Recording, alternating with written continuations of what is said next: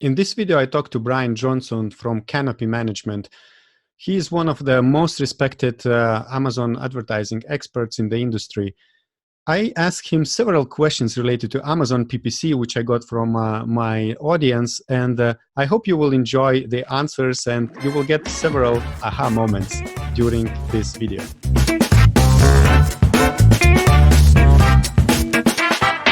Hello, Brian. Could you please introduce yourself and tell us what you do and how do you help Amazon sellers? Absolutely. So my area of specialty is Amazon advertising. So Amazon pay-per-click advertising. That is absolutely what I focus on. That's my expertise. I've been doing it for about 5 years on Amazon, and I've rolled out, developed a community of sellers for Amazon PPC. I have rolled out, I've launched software. It's 4 years old. I'm on my third professional training course for advertising on Amazon. And then of course I have my advertising agency, my done-for-you advertising agency, Canopy Management, which I'm a co-founder of, and that is what I manage the day-to-day operations, strategy, and technology for. And since you are one of the most known experts in this industry, when we talk about Amazon advertising, I wanted to have a one-on-one kind of, I want to shoot several questions to you, which I got from my audience, and see how can you answer them and help the people which have doubts about all these Amazon advertising topics. So the first question, fire away. Yeah, first question. So there is a new product. It's a launch phase. PPC does not work. No impressions on recommended Amazon PPC bid price. So what should be done at this case? So if you're launching a new product, depends on the situation as far as like how the campaigns are set up. A lot of times what new sellers don't realize that there's a warm-up period for manual campaigns. They may be able to get the ads running for an automatic campaign. I start both of them at the same time so I can get them both, running, both getting ad impressions. Most of the time, the Amazon is not going to show an ad is because first and foremost is going to be whether it's qualified to run an ad. There's certain product niches that aren't allowed to run ads. Certain jewelry products, certain things that are chemical or industrial. Some are certainly adult items, for instance, are often blocked from running ads.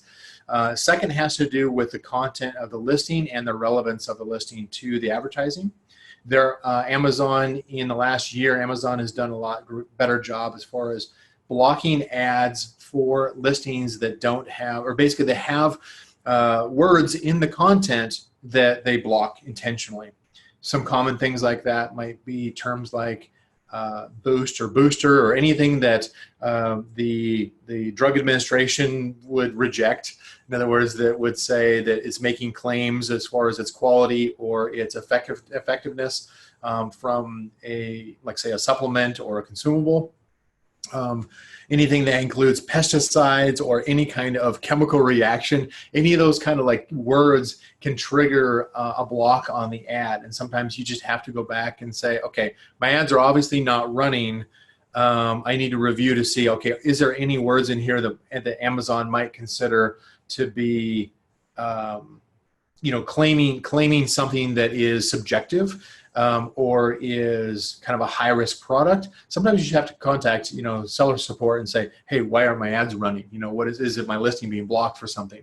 And really dig in with seller support in order to get them to say, it's like, yeah, you've got content that is blocking your ad. Other than that, sometimes it's a case of the product was simply just assigned to the wrong category. And so it's a mismatch between what the target audience is that you're going after and the category the product is listing in, or the content that the product has in its listing, both front end and back end.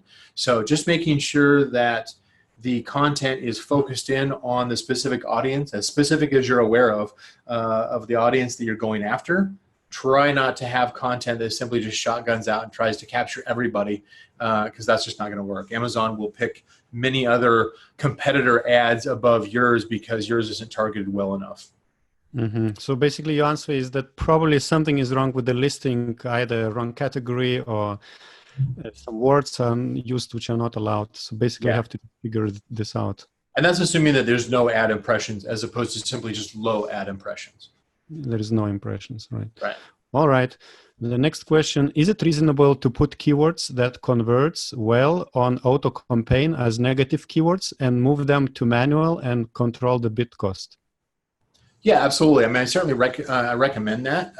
That's a standard practice, is to see search terms that convert inside of an automatic campaign and then test those as keywords in all three match types. Common mistake is people tend to hear that, oh, I need to only test an exact match type. That would be a big mistake.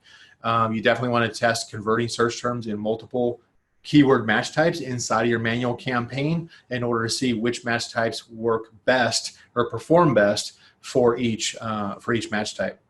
But yeah, you in the process of that, you can negative match in the automatic campaign, but I would definitely recommend that you make sure that you're getting ad impressions and clicks over in the manual campaign first before you negative match in the automatic campaign. Okay, great. Competing with Amazon products versus bid cost. So are the bids higher to third-party sellers in this case when you are competing with Amazon? Well, theoretically, or I can speculate that yes, that is the case. Usually, there's a certain amount of trust and a higher conversion rate that it comes with a well-known brand. Amazon kind of falls into that. Amazon has certainly, it varies between which product it is that Amazon is selling directly themselves. Some consumers have realized that, just like any local retail, shopping center or retail store that has their own brand, it doesn't necessarily mean that it is a high quality product. There might not be, there could be something better. So certainly coming in and just making sure that you're showing the value of your product, showing the high quality of your product, being reasonably competitive. Don't drive your price down, but being reasonably competitive on your price tag is ultimately going to help you compete head to head, even with a large retail brand or a national brand. And Amazon. So it's really about like the quality that you bring, making sure you've got some high quality photos with lifestyle images, high quality content that is directly focused in on the target audience, really high relevance, and just kind of competing on a similar price point.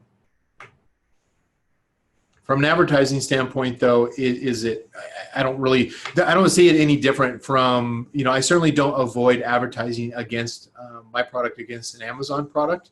That's not a risk to me. To me, it's just a case of making sure that I am using the advertising in order to focus in on the keywords that convert well for my product, and everything else, I don't emphasize. All right, good. What are the methods to search for highly search volume keywords? Are there any tools on the market that give accurate metrics? Well, I mean, there's the tools have gotten certainly better as far as estimating traffic volumes, but it doesn't represent how much traffic that your particular listing is going to get. It also does not indicate as far as the conversion value. In other words, you might have a term that is searched a lot, but if nobody ever buys it, then that keyword doesn't have any value to you, right? So a common mistake that I see is where sellers will go out and they will implicitly trust a keyword research tool. I know our team certainly uses several of them in order to kind of get the best view from multiple angles. But a common mistake is simply just to rely on a keyword tool that says, this is the best keyword, list of keywords for you based on our opinion about search volume, for instance, or what we think is going to convert. They don't know what converts, so they're guessing at that point. And so ultimately what I would recommend doing is, start out with 200 to 500 keywords that you research yourself, manually filter based off of relevance.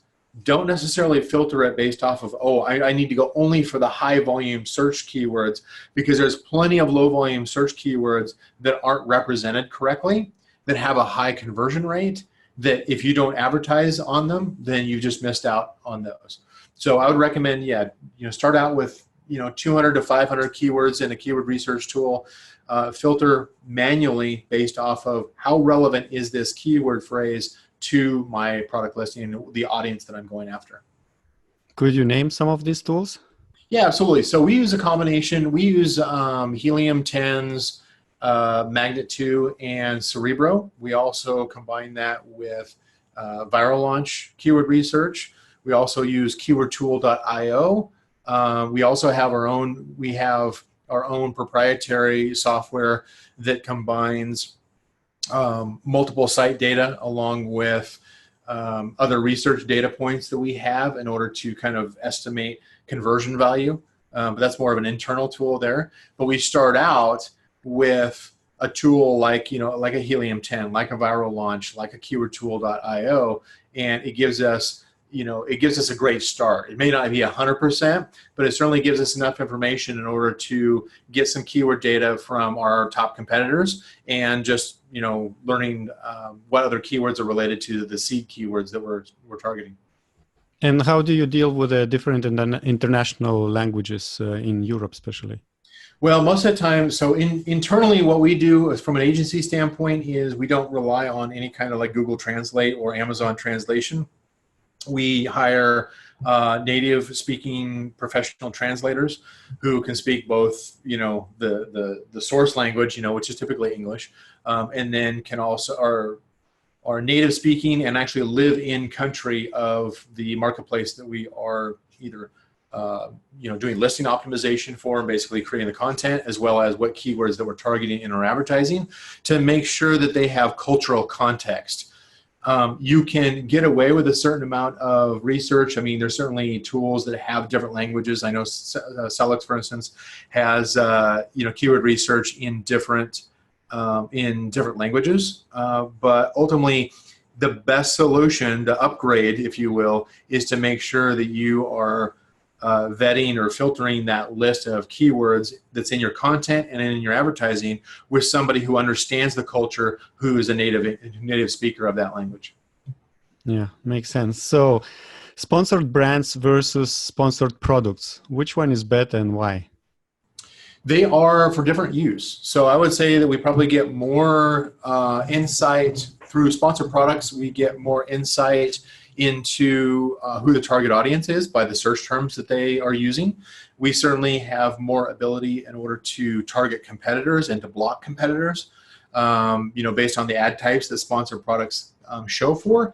Sponsored brands is going to be more for if we want to highlight a series of related products. If we want to make sure we have the banner ad up, the headline banner ad up top, and the skyscraper and tile ads. So it just additional ad positions. I'm a big fan of making sure that I can try to own as much real estate on a page as I can, because I don't want to lose the traffic and I want to retain that customer where around where I want them to go. But I would say they have their different purposes. Don't use sponsored brands for keyword research. Just take what is you've learned from sponsored product ads and apply that to sponsored brand ads. All right. So next question. Amazon takes approximately 1 week to index the new product. Is it worth to use any PPC during this phase while the product is not properly indexed? Yep, absolutely. Yeah. Like, for instance, an automatic campaign, I don't see any reason you wouldn't, because even with 0 reviews, even without organic indexing, you're still going to have advertising indexing. 2 different algorithms. They do have 2 different indexing methods. And so making sure that your advertising is in line with the content of your product and making sure those are both in line with the audience that you're trying to market to. Both the automatic campaigns and getting started with a new manual campaign, which requires about a 4-week warm-up period also, is a great way in order to build up that momentum initially. The conversion rates are going to be lower on a product that doesn't have any history, that doesn't have any kind of reviews yet, but it is definitely, in order to get that, you've got to start getting some kind of traffic. It's a great opportunity to learn who your target audience is and the terminology that they're using in order to find and purchase your product. You start from day one on that. Great. And do you know if there is any measurable relationship between review rating and bid cost? I think that's more speculation. It's not something that we measure on a regular basis. So it's something that we include into some of our data sciences as far as data research. And we look for patterns. so far we haven't found anything that is actionable. So we might say it's like, well, there might be a tendency for a higher review rating to have a higher conversion rate, which makes sense, but not necessarily that it would affect the CPC. And do you think there is a relationship between first launch date and bid cost, considering the fact that older is the better, which leads to conclusion that launching new products becomes harder and harder? It costs more. No, the difference on that is that because Amazon was still on a new product launch, if you're simply just introducing a variation product, like a different color, a different size to something that you've already sold successfully, you're not going to, unless you've really improved on the product and you've introduced a better product as a new variation, you're unlikely to even come close to matching the sales you had with your original winning product. So that gets reflected both in the advertising as well as the organic sales, because Amazon's algorithm, they're going to be looking to see, look, if I'm going to show your ad, then I'm expecting that the shopper is going to click through on your ad, and I'm going to show the ad that is likely to get the highest click-through rate and then ultimately the highest conversion rate. And so they're going to base that off of, they're also going to show different match types based off of the buying status or the mood of the shopper in that particular moment. So there's a lot of variables that go into play that are a lot more important than simply worrying about, like, okay, do I have a brand new product that I'm launching? Now, kind of what I was mentioning before is a new manual campaign can take 4 weeks to warm up to normal operating temperature, if you will. And so the earlier you start that, the better. I usually recommend that if it's a new product, I mean, that's just kind of, there are actually advanced ways that you can work around that when it comes to the different dynamic bidding options with a brand new campaign that allows you to get more visibility than Amazon is by default willing to give you. But that's that's more of an advanced strategy that it costs a little bit more on the front end, but you can get a lot better launch from the get-go by making sure that you're lining up your placements and your dynamic bidding correctly on a brand new product. Perfect. And the last question, what actions should be taken to control ACoS? So I have, that's a $50,000 question, right? So I actually do have, I publish a 9-step optimization checklist in my group that is really popular and it works very well. It goes through a series of looking at search terms and keywords, looking at things as far as, some of the common ones that most people know, as far as like, hey, if you have enough clicks on a search term inside an automatic campaign, for instance, but you're not getting any orders from that, then you can negative exact match that search term, and of course that's going to block it from spending any further. Ultimately, there's other ones that apply the same way for keywords, but keywords are bid adjustments or match type adjustments as opposed to negative matching, which applies to search terms. So there's a series of 9 steps that we typically go through on a weekly basis as kind of the default.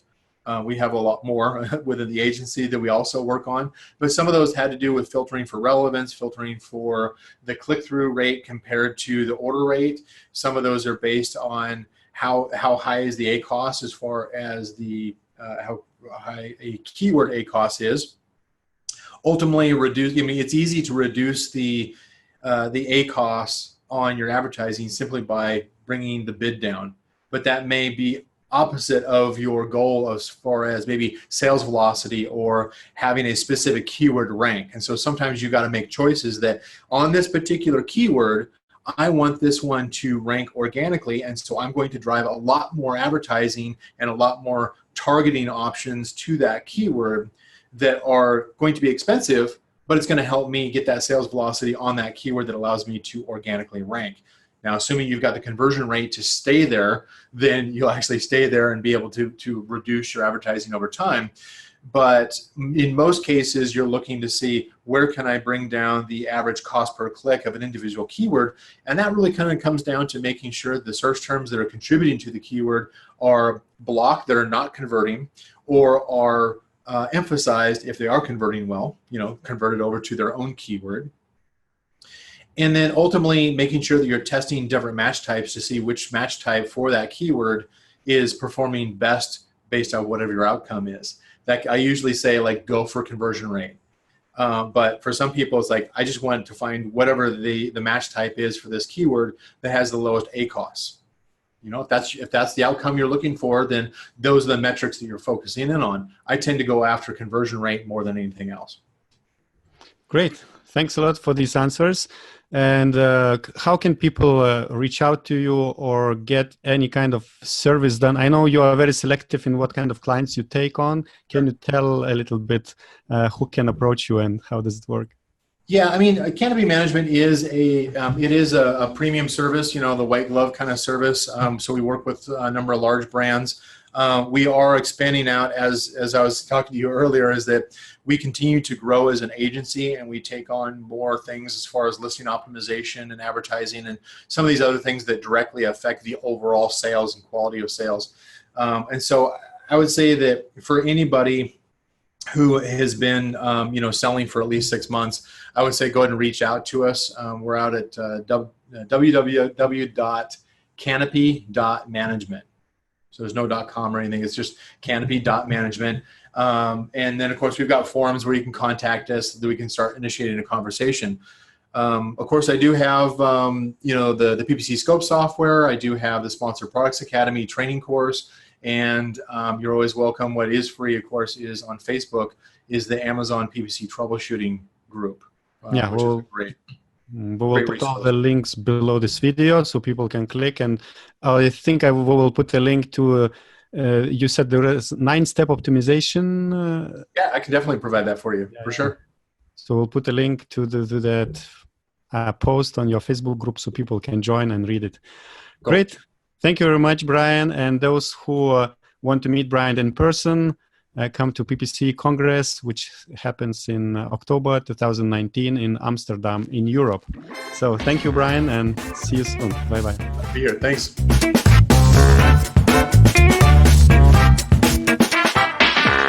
I hope you enjoyed this video.